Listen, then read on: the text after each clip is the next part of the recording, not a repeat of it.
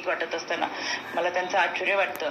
कारण की घटना ते 21-22 आणि 23-24च्या घटना या एकसारख्या आहेत, एकसारख्या प्रमाणातल्या आहेत. आणि हा रुपाली चाकणकर किंवा राज्य महिला आयोग म्हणून सांगत नाही, तर NCRBचा हा अहवाल आम्ही तुम्हाला सांगतो. आणि तरी सुद्धा अशा पद्धतीची विधानं करून कुठेतरी महाराष्ट्राची बदनामी हे लोक करतात का, हा एक प्रश्न तर आहेच. आणि दुसरीकडे स्वतः म्हणजे महाराष्ट्राच्या जनतेने ज्यांना नाकारलेलं आहे, तर हे नैराश्य, गेलेला आत्मविश्वास आणि याच्यामुळे सातत्याने अशी केलेली विधानं मला असं वाटतं ही त्यांच्या तोंडी येत असतात. पण आपण जशा पद्धतीने म्हणताय की पण याच्यामध्ये ज्या काही घटना. रुपाली चाकणकर मॅडम, तुम्हाला एक कळकळीची विनंती आहे.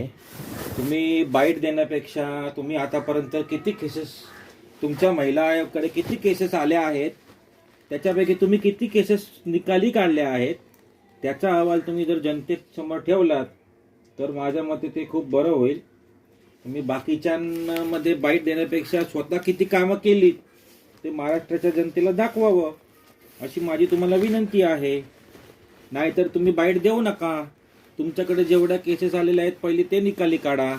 नंतर तुम्ही एक राज्य महिला आयोग म्हणून तुम्ही नंतर बोला.